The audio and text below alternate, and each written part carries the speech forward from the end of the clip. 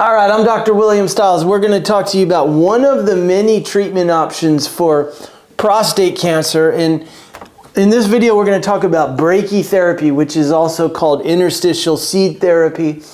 And it's where in this prostate, let's cut it in half. Let's say there's a cancer here. And with brachytherapy or seed therapy, anywhere from 60 to 120 seeds are placed throughout the prostate. And what these seeds do is they're typically made of radioactive iodine or palladium, and they release radiation in order to kill this cancer cell and kill any other cancers that are present there. Now, monotherapy, which means you're only going to do brachytherapy, that's usually reserved for low volume disease, meaning there's not a lot of cancer there. And then either low or intermediate risk prostate cancer. So guys that have a Gleason 6 or a Gleason 7, low volume disease, those are guys that are typically good candidates for monotherapy, meaning only having brachytherapy as their treatment. Now, there's a lot of guys that are ideal candidates, obviously low volume, low to intermediate risk. This translates into either a T1C or a T2A clinical stage cancer. There can't be metastases. It doesn't make sense to put radioactive seeds in the prostate if there is cancer already outside of here, because while this will get treated, the cancer outside of the prostate typically won't get treated. There's not a lot of scatter of this radiation outside of this prostate. There is some to a small degree, but it's not as good as like external beam radiation for getting around this outer part of the prostate, which is called the capsule. So this is done typically in the operating room. It takes anywhere from an hour to a couple hours to do. Seeds are placed under the scrotum in the perineum and then are placed with ultrasound. So, if we draw this out, here's the bladder. This is looking straight down. This is the prostate. This would be a cancer. We'll draw the rectum here.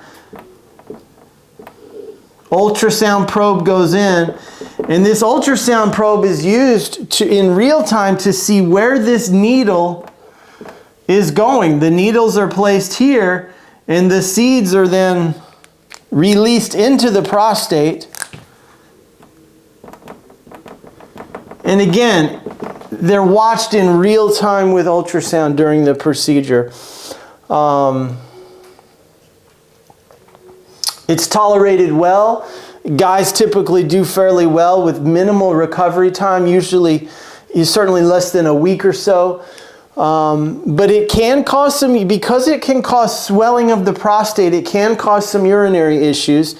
And so some guys are sometimes placed on an alpha blocker to help relax the prostate, to help them urinate better. But that's probably the biggest downside to brachytherapy, is the swelling that happens after. Now, this brachytherapy is not ideal if you have a large bulky tumor. If you have a large prostate, your prostate is 2 or 3 times the normal size. So if the prostate is greater than 80 grams or so, that's usually not the best candidate for brachytherapy. Yes, hormone agents can be given like ADT to help shrink the prostate, and that can certainly be done as a possibility or as an option. High-risk disease, you're talking Gleason 8, 9, and 10, more aggressive types of cancers, this is not ideal. If you have lower urinary tract symptoms, and that's usually measured on what's called the AUA symptom score, if that's greater than 14, that tells us you're having a significant amount of trouble urinating, emptying your bladder, efficiently emptying your bladder. So if you are having a lot of urinary symptoms, sometimes this is not the best option because it can exacerbate your urinary symptoms. If you have T2B disease, which is greater than 50% tumor on one side of the prostate or greater, if you have tumor on both sides of the kidney, or extracapsular penetration, you are not an ideal candidate for brachytherapy. Not that you can't choose this as your treatment, but these are just guidelines to say you're not ideal for this type of procedure.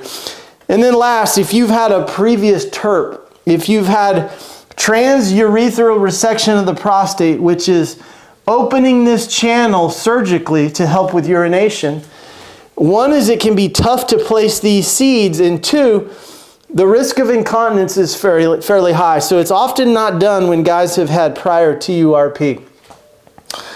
Now, this is for monotherapy. There also is what's called combination therapy, and that's where brachytherapy is combined with external beam radiation. And that combination of treatment is